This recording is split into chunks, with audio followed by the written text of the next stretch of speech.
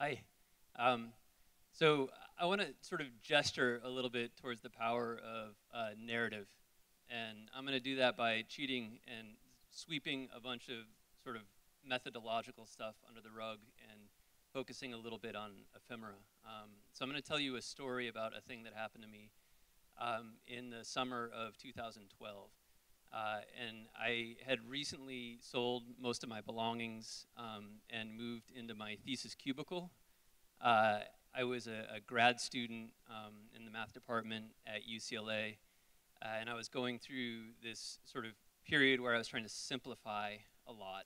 And I had a little foam pad that I would roll out under my desk to sleep, and I would go to the UCLA gym to take showers. And at night, I would log into this computing cluster at the National Center for Atmospheric Research in Boulder, Colorado, that I was using to work on some distributed algorithms that I was doing for my dissertation. And so I would have these very long nights in the math sciences building at UCLA, running and compiling code, and I'd have some downtime. And I'd often kill it on Reddit or OkCupid. Um, and one night I was reading OkCupid's blog. They had a data blog at the time, and I came across this line that said, OkCupid is no more responsible for your match percentages than Microsoft Excel is responsible for your net worth. And I thought, that sounds like an invitation to program my way into a relationship, because that's what I would do anyway. And I'd been questioning some of my life decisions at the time, and like kind of wanting to meet a person. I'd been single for a little while, and I decided I was going to try and reverse engineer OkCupid's match algorithm. So for those of you who don't know, OkCupid is one of the largest free dating websites in the world. It's got about 14 million active monthly users. And between any two users, it generates a number between 0 and 100 called a match percentage.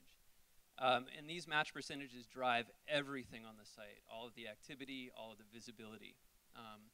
And your match percentage with any other specific person is based on your answers to any one of 500,000 or so multiple choice questions called match questions.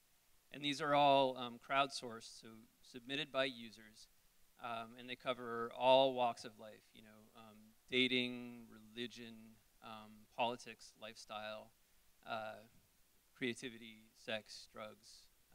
And I thought, well, okay, what happens when we all go online and start filling out these questions?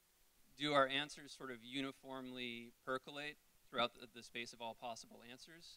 Or do they tend to clump up to some extent around like commonly held belief systems or what have you?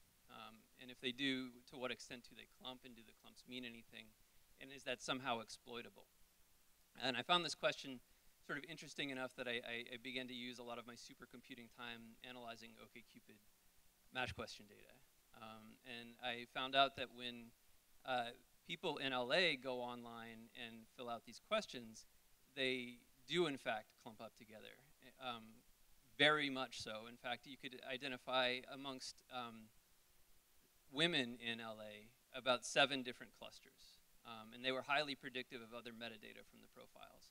And so I started looking at these clusters, and I found one that looked like dateable, for lack of a better word. And I began to think about how I might go about matching as highly as possible with everyone in that cluster, because they'd all answered questions in a highly statistically similar fashion. And so I wrote some adaptive boosting code to figure out which of these 500,000 questions I could answer honestly and weight so as to have the highest possible match percentage with everyone in that cluster. I ran this software on my computer that I was using. It spat back a bunch of answers. I entered them into my profile. I went to sleep. And I woke up the next day and found that I was a top match for over 30,000 women in Los Angeles. And I was getting hundreds of profile views already, and I still had this kind of busted graduate student profile. I was living in my cubicle, but I got inspired, and so I started pulling all the data I could on all the male the straight or bisexual male profiles in OkCupid.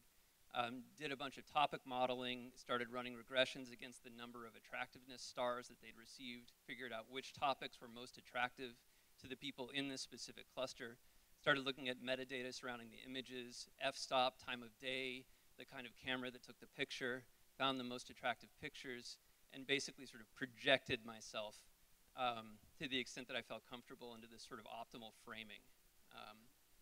And as a result of that, I started getting the conversion rate between profile views and messages went through the roof.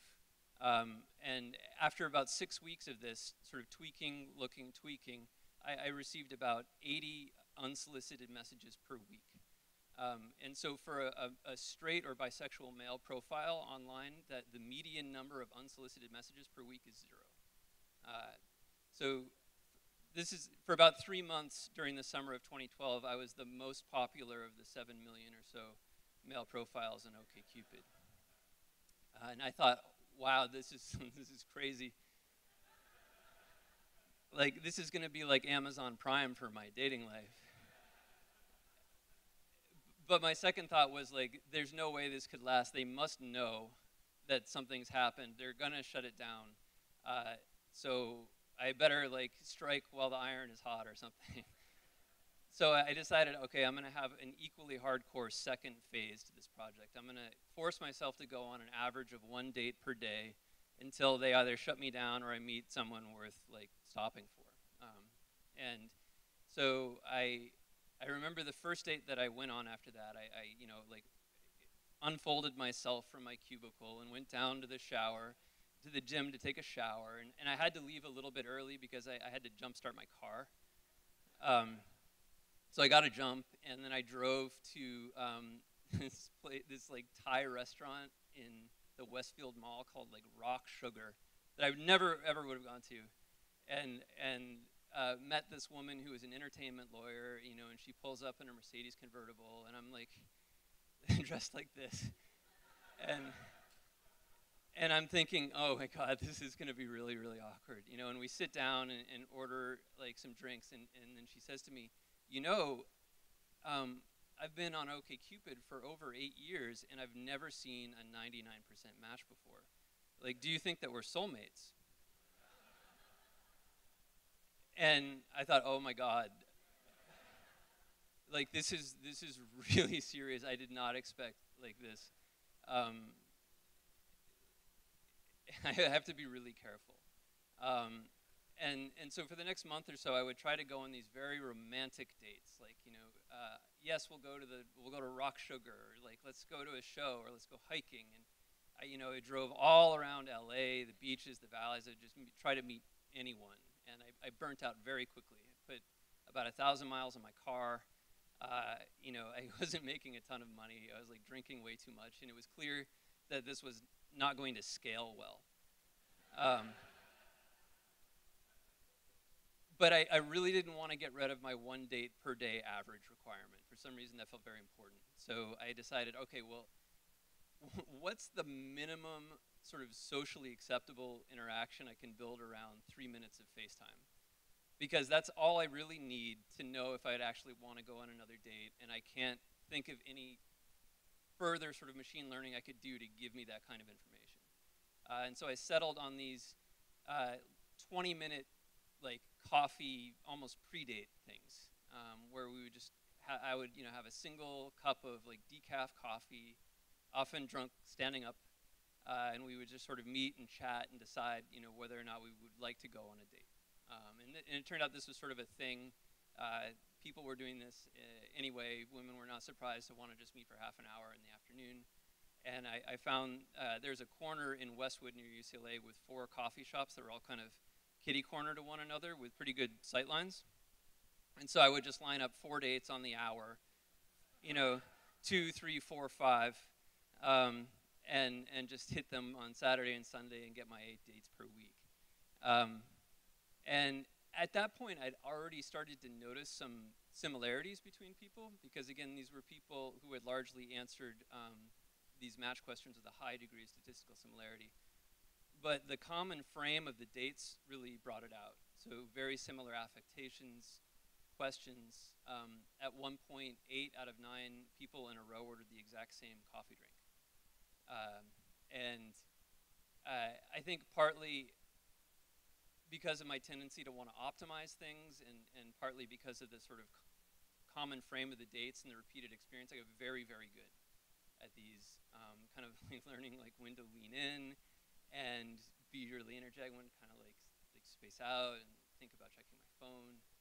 And I was able to like sort of do that well enough to get about an 80% sort of, hey, you want to go on a second date, success rate. And that was very actually disorienting, because I after any given date, I already had 7 or 8 dates lined up, first dates. And so the opportunity cost felt very high, and I was saying no to a lot of dates that just, the spring before I would have been really, really psyched to go on. And that was a very alienating and confusing experience for me, because I began to dread these emails. These were people who'd had a 99% match with me, and had gone on a date, and from their perspective, it had just gone very swimmingly, and like, why isn't he following up? And after a couple dozen of those, I started to just try to intentionally tank dates that I realized, I probably didn't want to go on. So after a few minutes, I would try to let them down easy, or just sort of like defuse the situation in some way. And at first I would say, well, I have 3 other dates lined up today. And that actually didn't work that well. And so the thing that I found that worked the best was I would, in the middle of the date, go to the bathroom, and I would put on eyeliner. And then I would come back out, and they would say, did you just put on eyeliner? And I would completely deny it. And so clearly things had gotten really mixed up at this point. I'd started with a software project, and I'd ended up with some funny sort of anthropology / performance art situation. And I wasn't really sure what I was trying to do anymore. And I thought about, should I refactor the code? Should I gather more data? And I thought about shutting the project down a few times, but I didn't, because at this point I was trending globally on OkCupid.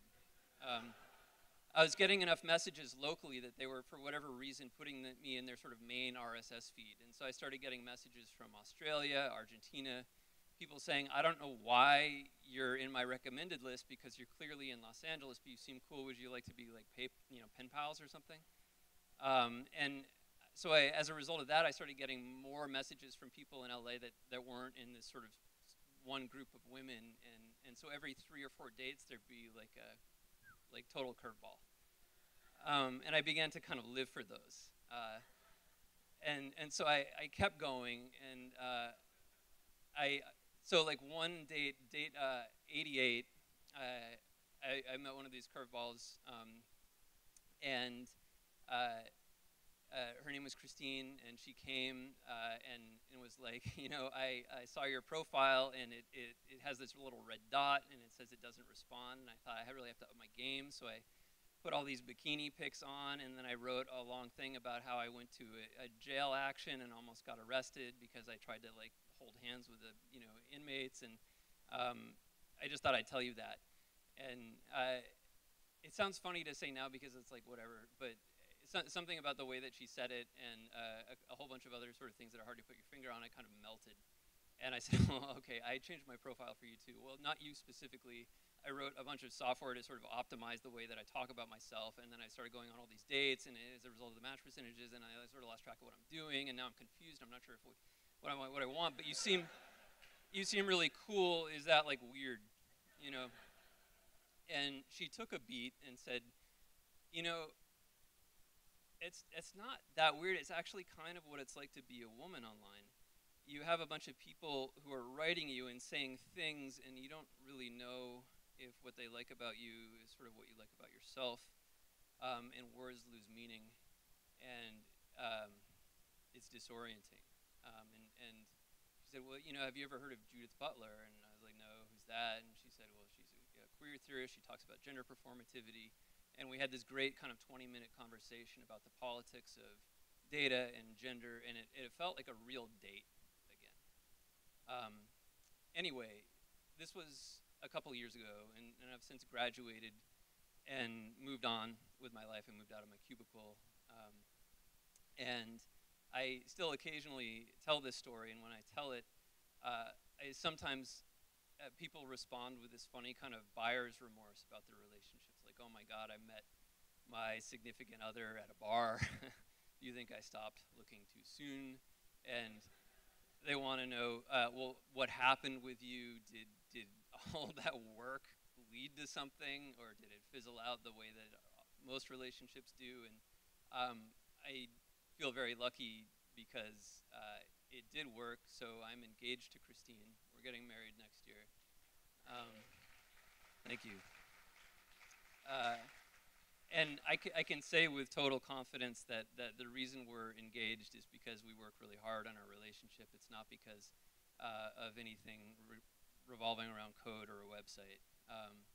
And relationships are definitely not things that you can order from Amazon Prime. But I do also occasionally add, just to be a little trollish, that I'm fairly certain I conducted a thorough search. Thank you.